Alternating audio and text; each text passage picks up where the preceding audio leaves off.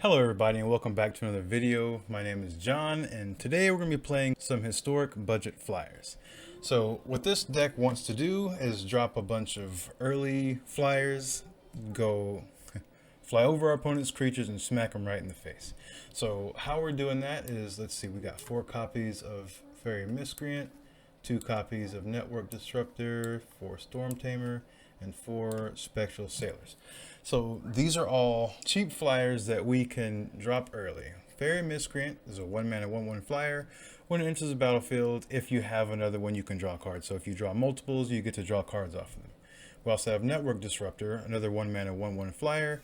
And this one, when it enters the battlefield, you can tap the target permanent. So that means you can tap one of their lands. Like say you think they might have some disruption before combat, you can drop this and maybe tap their land down.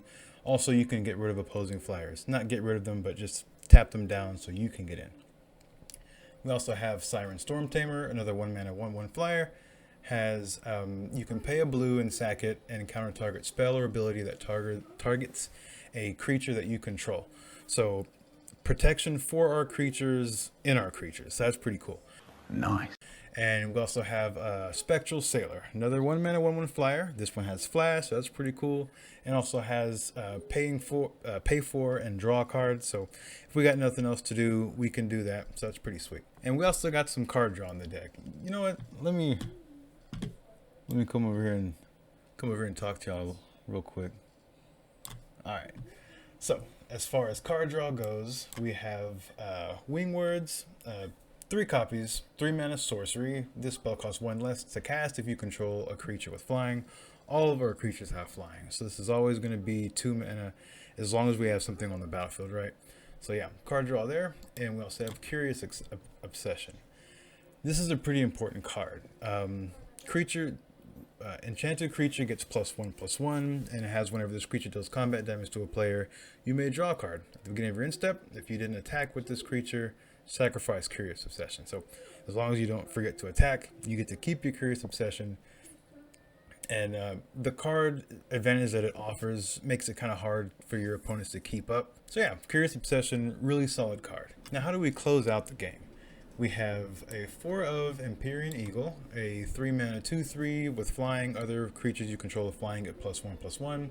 So an Anthem for all of our flying creatures. We also have 2 copies of Favorable Winds. Put that there. Creatures you control with flying get +1/+1. Just 2 mana. It's an enchantment, so it's a little bit harder to kill than a creature. And we still get that Anthem effect. And the main win condition is right here, Rally the Wings. You might have seen this card before. A 2-mana instant, untap all creatures you control, and creatures you control with flying get +2/+2 until the end of turn.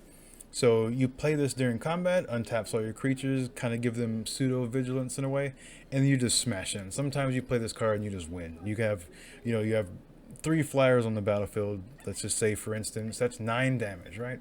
So yeah, very good card, and I'd say probably our main win condition. Next up, we have some of our interaction, disruption type spells. So we're going to start off by talking about Circle of Confinement. 2-mana enchantment. When it enters the battlefield, exile target creature an opponent controls with mana value 3 or less until Circle of Confinement leaves the battlefield. And it has, whenever an opponent casts a vampire spell with the same name as the card exiled with Circle of Confinement, you gain 2 life. We don't really care about that second one. What we care about is being able to get rid of an early creature. We also have some counter spells in Lofty Denial. 2 mana. Counter target spell unless its controller pays 1. If you control a creature with flying, counter that spell unless its controller pays 4 mana instead. So in a lot of situations, this can really just be a hard counter, right? We also have Joy Disruption. Counter target spell unless its controller pays 1, or we can use it as a land. And we also have Sajiri Shelter. Target creature gains protection from a color of your choice until the end of turn. So another form of protection that's in our mana base, just kind of sitting there chilling, waiting for us to use it. Last but not least, we have Make a Stand. 3 mana, creatures you control get +1/+1 and gain indestructible until the end of turn. I didn't really put this in the deck for the +1/+0. Really, it's just sweepers just wreck us. Like I gotta be honest with you, sweepers just kind of wreck you, make you want to scoop. Unless you're holding on to some stuff and you can redeploy, but it's all situational, right? But just 1 copy in the deck, so maybe we can draw into it. We do have a decent amount of card draw. But yeah, just one copy, just to kind of help us against those sweepers. As far as the mana base, pretty simple, right? We just got basics: 6 plains and 10 islands. I didn't really want to add any tap dual lands because you really want to be. You don't really want to have a lot of lands that enter the battlefield tapped. But counting the MDFCs, we only have 4 tap sources.